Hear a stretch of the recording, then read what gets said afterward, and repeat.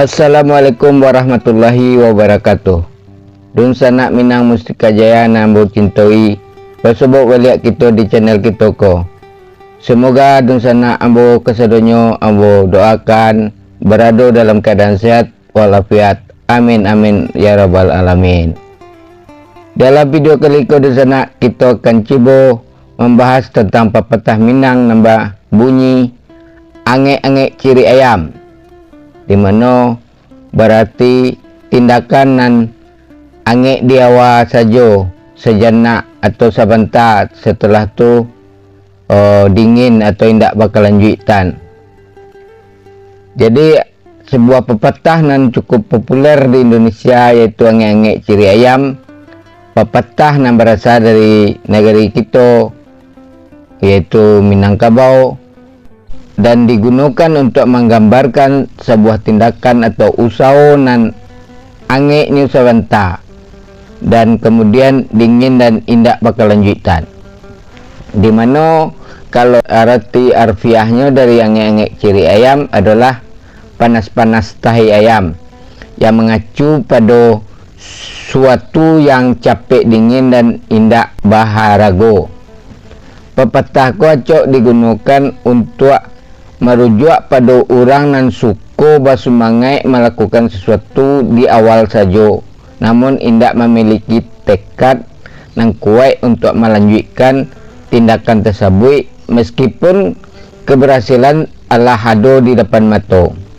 Sebaliknya, pepatahku juga cukup relevan untuk digunakan dalam konteks bisnis atau organisasi, di mana seseorang mungkin bersemangat memulai sebuah proyek namun tidak memiliki komitmen yang kuat untuk membuatnya bakal lanjutan. Namun kita juga dapat memaknai pepatah angek-angek ciri ayam dengan konteks yang lebih positif.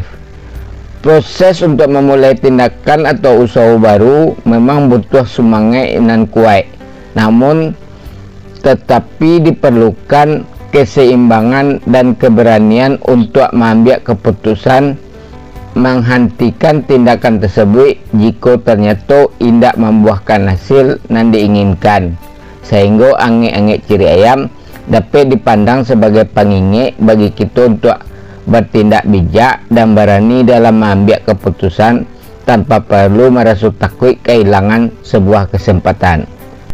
Dalam kehidupan sehari-hari, angek-angek ciri ayam dapat menjadi pelajaran berharga bagi kita untuk selalu memiliki tekad dan semangat dalam menjalankan sebuah tindakan atau usaha. Namun juga harus tetap realistis dan berani mengambil keputusan ketika diperlukan.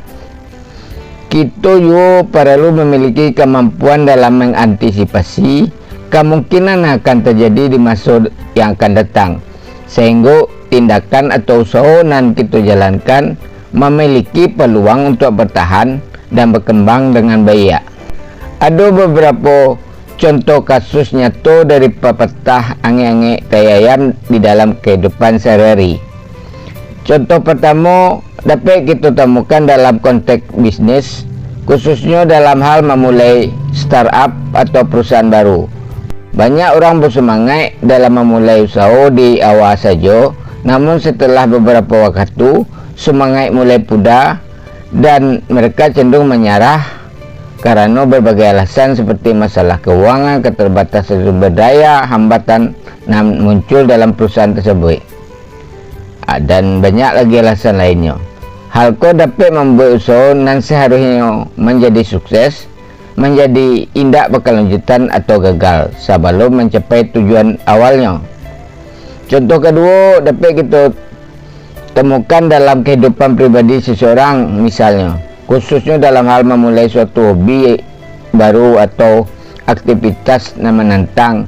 Seseorang yang antusias dalam memulai sebuah aktivitas baru acok tidak memiliki tekad yang kuat untuk terus melakukan.